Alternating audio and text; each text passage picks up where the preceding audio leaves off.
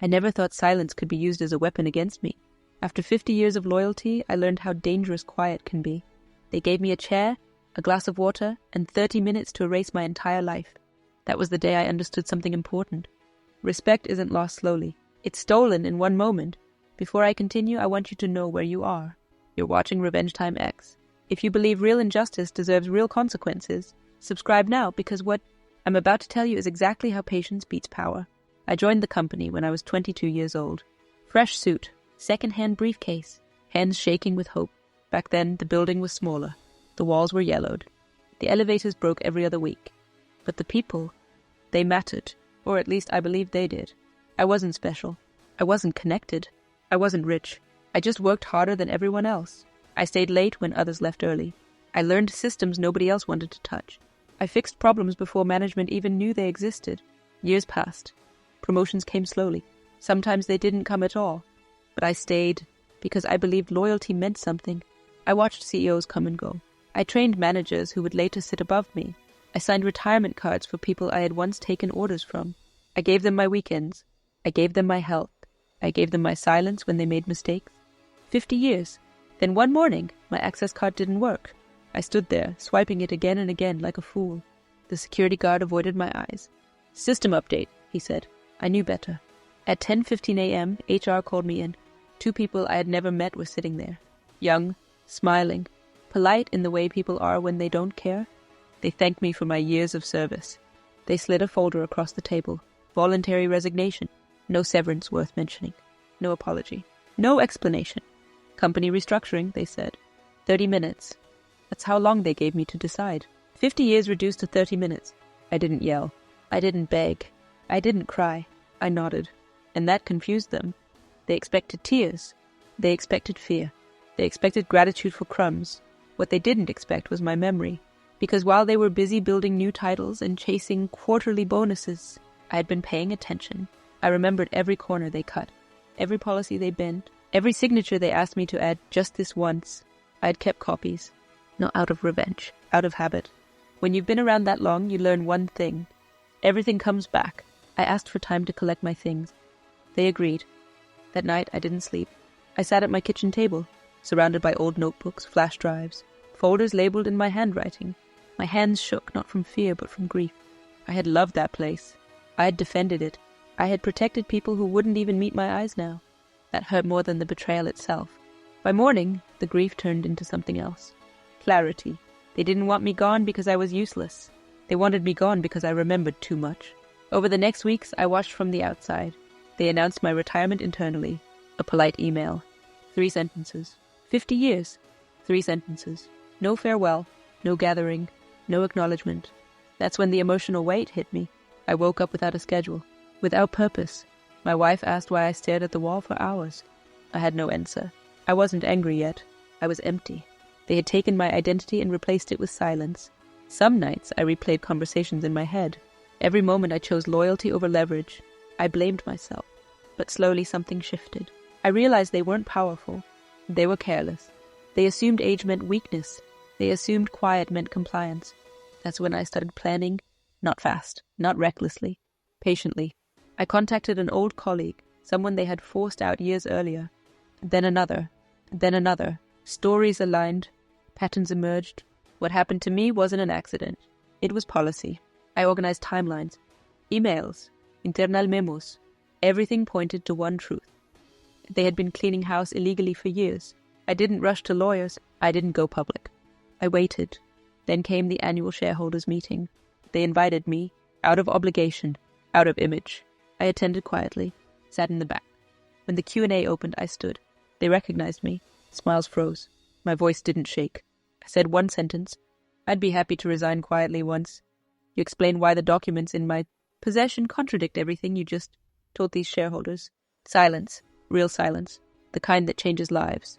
The meeting ended early. Within weeks, investigations began. Executives resigned. Settlements followed. They never admitted wrongdoing. They didn't have to. I didn't get revenge with rage. I got it with truth. Now I wake up lighter. Not because I won, but because I was heard. 50 years taught me patience. One sentence taught them fear. The calls started 2 days later. Private numbers. Voicemails with forced politeness. Requests to talk things through. I didn't answer. For 50 years I had always answered. This time I let them wait. The investigation didn't move fast, but it moved deep. Auditors came. Compliance teams arrived with questions no one wanted to answer. I watched from a distance, reading public filings like bedtime stories. Every familiar name felt strange now. People who once nodded respectfully suddenly looked small on paper. I wasn't celebrating. That surprised me. I thought revenge would feel loud, explosive, but it was quiet, like finally setting down a weight you didn't know you were carrying. Then my former department head called. Not HR. Not legal. Him, the man I trained 20 years earlier, the man who signed off on my resignation. His voice was tight. He said my name like we were still friends. He said he was disappointed I had handled things this way. That word, disappointed, after everything they did. I let him talk. He explained pressures, targets, decisions from above. I listened the way I used to in meetings, patient, silent, observant. When he finished, I spoke slowly. I gave you 50 years. You gave me 30 minutes. This is just the rest of the conversation. He didn't respond. The call ended. That night, the emotional crash hit harder than before, because now it was real. There was no going back, no restoring the illusion. I mourned again, not the job, but the belief. Belief that loyalty protected you. Belief that history mattered. I cried in my car for the first time in decades. Not sobbing, just quiet tears. My wife sat with me afterward, holding my hand, saying nothing. She had watched me give everything to a place that gave nothing back. She didn't say, "I told you so." She just said, "I'm glad you finally chose yourself." The next phase of the revenge wasn't dramatic. It was administrative. Lawyers contacted me, not the other way around. Former employees reached out, asking how I'd held onto documents for so long. I told them the truth. I didn't keep them to fight. I kept them to survive. Each conversation reopened old wounds, but it also stitched something back together. I wasn't alone. We weren't isolated incidents. We were a pattern they thought no one would notice. Months passed. News broke quietly. An executive stepped down to pursue other opportunities. Another took medical leave. Stock dipped. Then dipped again. No headlines mentioned me. And that was fine. I didn't need recognition. I needed closure. One afternoon I received a letter. Official. Heavy paper. Settlement offer. Enough money to live comfortably. Enough to cover what they should have given me decades ago. No admission of guilt. A standard clause. I signed it. Not because they deserved forgiveness, but because I deserved peace. After that, everything slowed. I woke up early out of habit. Made coffee. Read books I'd postponed for years. Some days I missed the routine. Other days I felt free in a way that scared me. Identity doesn't vanish cleanly. It lingers. Sometimes I'd drive past the old building. The new logo gleamed where the old one used to be. I didn't feel anger, just distance. Like passing a house you once lived in. The final moment came unexpectedly. A former intern I'd mentored found me online. She thanked me. She said my case changed internal policies. That HR training was different now. That people talked. Quietly. But they talked. I closed my laptop and sat there for a long time. That's when I understood something important. Revenge isn't about destruction. It's about correction. They thought I'd resign quietly after 50 years. They thought silence meant weakness. They were wrong. All it took was one sentence. And the courage to finally speak it. I thought that would be the end of it. Justice served. Life reset. But endings are rarely that clean. A few weeks after the settlement, I was invited to a retirement dinner. Not by the company. By former co-workers. People who had stayed silent when I was pushed out. I almost said no. Old pride. Old pain. But I went. The restaurant was modest. No speeches. No banners. Just faces that looked older than I remembered. Some hugged me. Some avoided my eyes. One man apologized, quietly. He said he was scared. Scared of losing his job. Scared of being next. I understood him more than he expected. Fear is a powerful leash. As the night went on, stories came out. Things I never knew.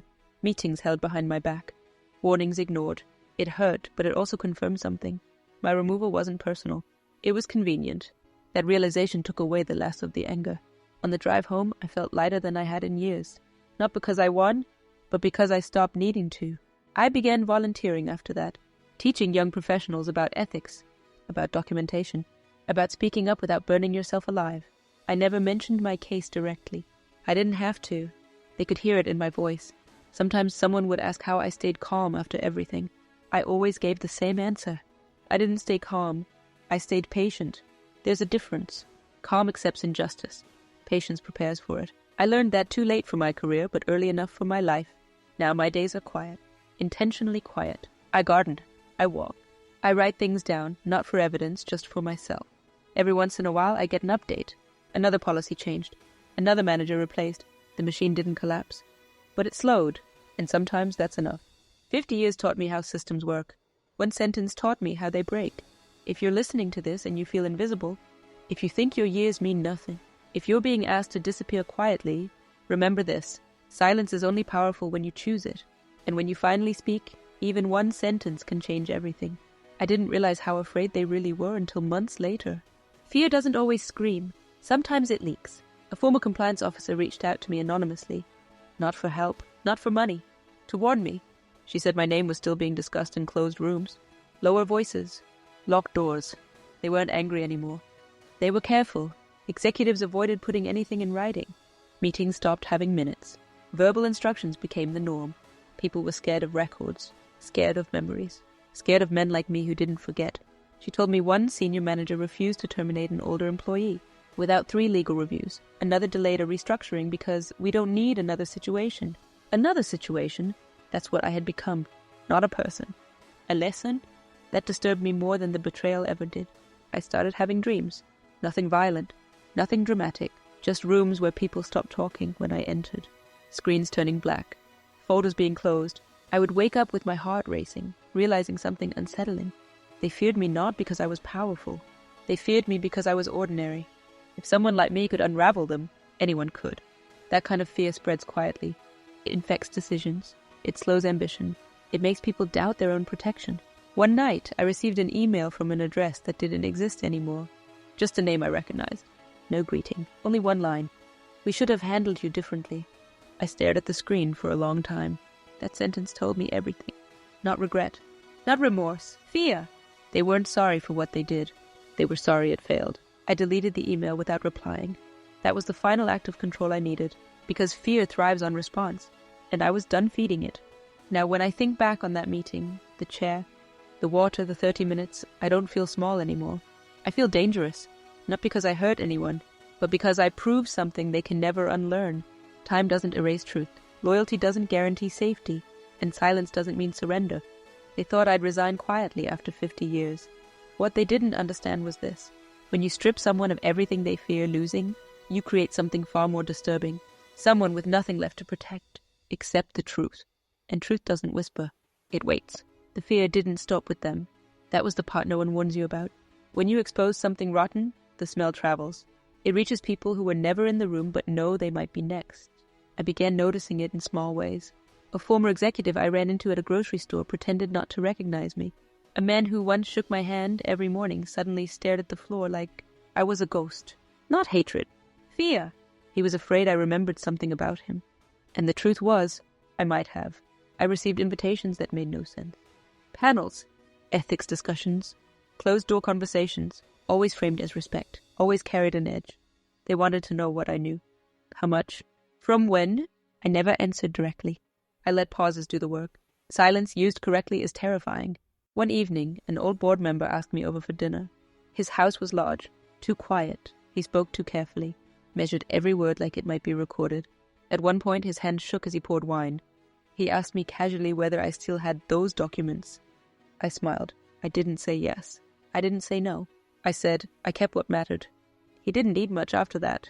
That's when I understood. The true revenge wasn't the investigation or the resignations. It was uncertainty. They didn't know what I had shared. They didn't know what I still held. They didn't know who else I had spoken to. And that not knowing followed them home. It sat with them at dinner. It stared back at them in the mirror. They started questioning each other. Who leaked what? Who knew him best? Who talked too much? Trust eroded quietly. That's how fear works inside systems. It doesn't explode. It corrodes. I was never threatened outright. They were too smart for that. Instead, there were hints. A lawyer asking if I was safe. A mutual contact suggesting I enjoy my retirement quietly. I always thanked them, calmly, because nothing scares people more than someone who isn't afraid anymore. The irony is I wasn't brave. I was tired. Tired of carrying their secrets. Tired of protecting people who wouldn't protect me. Once I let that go, there was nothing left they could take. No career. No reputation inside their walls. No ambition to crush. Just a man with time, memory, and patience. The dreams stopped after a while. I slept better than I had in years. Fear had moved on. It wasn't mine anymore. It belonged to them. Sometimes I imagine that HR room again. The water glass. The folder. The clock ticking. They thought they were ending a problem. What they actually did was create one they could never fully see. Because the most disturbing fear isn't loud. It's the fear that somewhere out there, someone remembers exactly what you did and no longer needs anything from you. That fear never leaves. It just waits. Years have passed now. Time has done what it always does. Softened faces. Changed names on doors. Buried scandals under new headlines. But fear doesn't age the same way people do. It stays sharp. Every once in a while I hear something small. A compliance memo rewritten again. A sudden early retirement. A restructuring quietly cancelled. People don't say my name anymore. They don't have to. I became a reference point. An unspoken boundary. Be careful, someone says in a meeting. Document everything. Let legal review it. Those words didn't exist before. And that's when I realized the final truth. My revenge didn't end with consequences. It ended with restraint. They learned that pushing people too far creates witnesses. That history doesn't disappear just because you replace it with policy. I sometimes think about the young HR representatives who slid that folder toward me. I wonder if they still work there, if they learned anything, or if they'll repeat the same mistakes somewhere else. I don't hate them. Hate requires energy, and I no longer give energy to the past. What I carry now is something quieter, heavier, awareness. I know how easily a system can turn on the people who build it, how quickly loyalty becomes a liability. That knowledge has made me careful, but not bitter. When younger people ask me for advice, I don't tell them to distrust everyone. I tell them this: do your work well, keep your dignity, and never believe silence is the same as safety, because silence is only invisible until someone decides it's convenient. They thought I'd resign quietly after 50 years. There is one last thing I never told anyone. Not my wife, not the lawyers, not the people who thanked me in quiet messages, because it wasn't something I planned. It was something I noticed. Fear changed the way they behaved long after I disappeared. A former executive years later ran into me by accident at a train station. We hadn't spoken since the investigation began. He froze, not startled, frozen, like a man who suddenly remembers a crime scene. His eyes scanned my hands, my bag, my face. Not to greet me, to assess risk. He tried to smile. Failed. He asked how I was doing. I said, I'm peaceful. That word unsettled him more than anger ever could. Peace means nothing to threaten, nothing to negotiate with. He nodded too many times, talked too fast, said he hoped I was happy now. Happy, as if happiness was the goal, as if this had been about revenge in the way movies show it.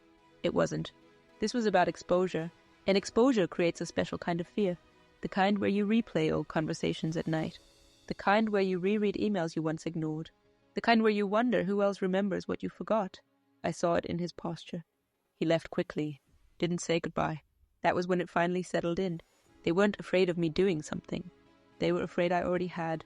Fear is worse when the damage is invisible, when you don't know where the line was crossed, when you don't know how much of your world was built on the assumption that no one would ever speak. I never released everything I had. I never needed to. That's another thing people misunderstand about revenge. You don't have to burn the house down. Sometimes you just turn off the lights and let everyone realize how dark it already is. I live quietly now. No drama, no speeches, no public victory. But somewhere in offices with glass walls and closed doors, people still hesitate. They still choose words carefully. They still ask legal questions they never used to ask. Because once, a man they thought was harmless refused to disappear. And that knowledge never fully goes away. They thought I'd resign quietly after 50 years. They were wrong. I didn't resign. I revealed. And that kind of fear doesn't fade. It just learns to sit still. The strange part is I never wanted to become a symbol. But fear doesn't need intention. It only needs a moment to anchor itself. Years after everything settled, a former legal advisor contacted me. He didn't ask questions. He didn't accuse. He asked permission to sleep. That's how he said it. He told me that after my case, he started waking up at night, replaying decisions he had once brushed off, signatures he had approved too quickly, emails he had advised others to delete. He said he kept wondering if one of those choices would come back the way mine did. Not loud, not violent, just patient. He asked me quietly if I believed people like him deserved peace. I didn't answer right away. And then I said something honest. Peace doesn't come from what you hide. It comes from what you're willing to face. He didn't respond for a long time. When he finally did, he thanked me and said he was resigning the next month. That conversation stayed with me, because it showed me the final layer of fear. Not fear of punishment, not fear of exposure, fear of memory. They had spent years believing the past could be managed, rewritten, buried under policy and procedure. I proved the past waits, quietly. I still keep some of those old notebooks, not because I need them, but because they remind me who I was before I was reduced to a folder on a table. Sometimes I open one and see my handwriting from decades ago. Careful. Neat. A man who believed doing the right thing would be enough.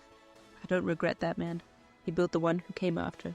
The one who understood that dignity doesn't shout, and revenge doesn't always strike. Sometimes it just stands still and lets fear do the moving. They thought I'd resign quietly after 50 years. They thought age meant surrender. What they never understood is this. When you take everything from someone who spent a lifetime observing you, you don't erase them.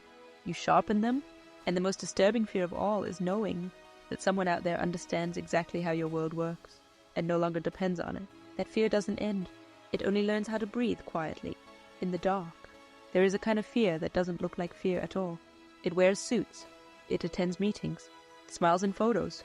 But underneath it rots. I began to understand that when people started changing their lives around the possibility of me, not my actions, my existence. A former senior manager sold his house suddenly, moved to another city, no announcement, no farewell. Another stopped attending industry events altogether. A man who once loved attention now avoided stages like they were traps. These were not coincidences. These were adjustments. People don't uproot their lives unless something inside them won't stay quiet. I heard from someone still inside the company that a new internal rule had formed, unwritten, unofficial. Never put everything in one place. Documents were scattered. Decisions were split between departments. Responsibility diluted until no one could be blamed fully. That's fear trying to protect itself. And that kind of fear makes systems fragile. People stopped trusting each other. Meetings ended with nervous laughter. People asked, should we loop legal in? Even for harmless things. Every process slowed. Every decision hesitated. Because once you realize one man kept notes for 50 years without saying a word, you start wondering who else is watching. I was told my name came up once during a training session. Not as a case study. As a warning. The trainer didn't explain what happened. Just said, assume someone is always paying attention. The room went quiet. That silence was heavier than any accusation. The most disturbing part wasn't that they feared punishment. It was that they feared time. They feared that something done 10, 20, 30 years ago could still matter. They feared the idea that history doesn't expire just because people age out. One night I received a handwritten letter. No return address. Inside was a single sentence, written shakily. I still think about what we asked you to ignore. No apology. No name. Just guilt, finally awake. That's when I understood the fear had gone deeper than institutions. It had moved into people, into their sleep, into their marriages, into the quiet moments when there's no audience to lie to. I wasn't chasing them. I wasn't threatening them. I was living my life, and that terrified them more than any lawsuit ever could, because it meant I wasn't dependent on their outcome. They couldn't appease me. They couldn't silence me. They couldn't predict me. Fear hates unpredictability. It needs boundaries, and I had none left. Sometimes late at night I imagine them lying awake, replaying conversations they once dismissed, wondering which words were harmless, which ones were dangerous, which ones someone like me might have remembered. That kind of fear doesn't scream. It whispers, relentlessly. They thought I'd resign quietly after 50 years. They thought time had made me irrelevant. What they created instead was something far more disturbing. A reminder that every system is built on the assumption that most people will forget. And the ones who don't become ghosts that never stop watching. Even when they're gone, I don't hear from them anymore. Not messages, not warnings, not invitations. That silence is different from the one they tried to force on me. This one is careful. The world moved on the way it always does. New scandals, new names, new distractions. But some things don't move with the world. They stay. I live in a small house now. Morning light through the window, the same chair by the table every day. I drink my coffee slowly.